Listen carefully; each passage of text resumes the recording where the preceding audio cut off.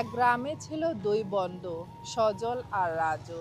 সজল ছিল খুব অহংকারী আর রাজু ছিল খুব নম্র ভদ্র স্বভাবের।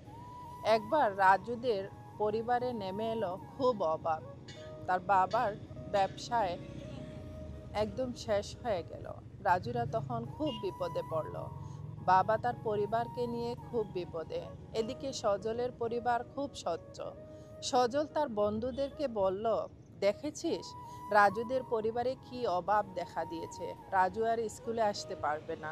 কিন্তু রাজু তখনও থেমে থাকেনি। সে সন্ধ্যায় শহরে গিয়ে কাজ খুঁজতে লাগলো। এক সময় সে কাজ করতে করতে তার গ্রামে এসে ব্যবসা শুরু করলো। তার বাবাকে নিয়ে ব্যবসা শুরু করে সে একদিন প্রতিষ্ঠিত হয়ে গেল। আর এদিকে তার বন্ধু সজল, তার বাবার ব্যবসায় লস হয়ে তারা গরিব হতে লাগলো। তখন রাজু সজলকে একদিন রাস্তায় দেখতে পেল। রাস্তায় দেখে সজলকে বলল, বন্ধু সজল, এখন তোমার পরিবার খুব অভাবে।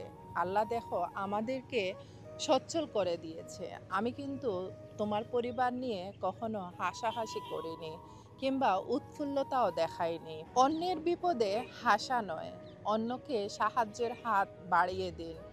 আজ যাকে নিয়ে হাসাহাসি করতেছেন, কালকে হয়তো সে আপনার আশ্রয়স্থল হতে পারে। আল্লাহ সবাইকে সঠিক বুঝদান করুন। আমিন।